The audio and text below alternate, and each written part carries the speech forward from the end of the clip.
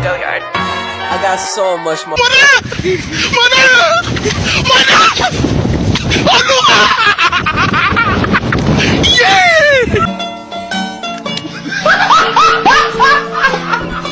Are you ready, kids? Aye, aye, Captain! I can't hear you. Aye, aye, Captain! Oh!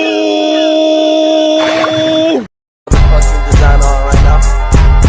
Break it down, bring it back, make it clap. I got 3 old thoughts, new block, where that thing, bitches on my line, and you know.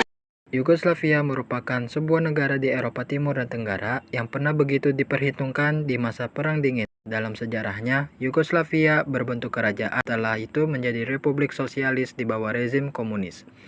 Cikal bakal Yugoslavia dibentuk pada 1918 sebagai imbas kekalahan Kekaisaran Austro-Hungaria pada Perang Dunia I.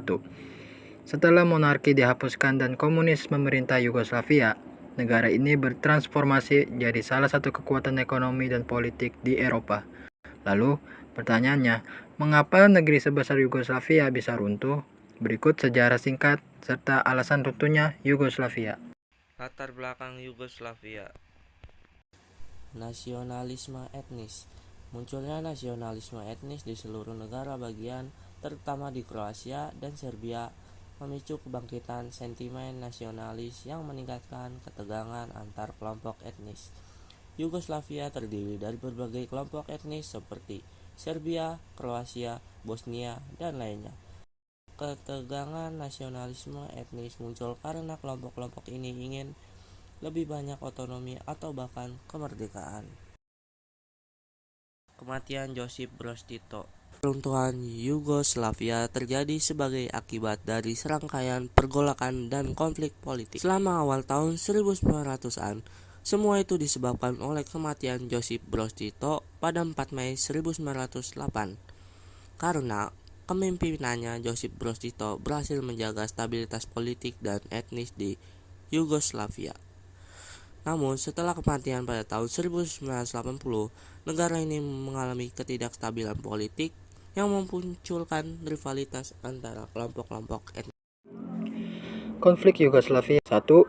Kroasia. Perang Kroasia dari 1991 sampai 1995 merupakan salah satu konflik paling awal dalam rangkaian perpecahan Yugoslavia.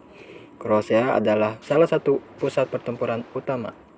Kedua, Bosnia dan Herzegovina.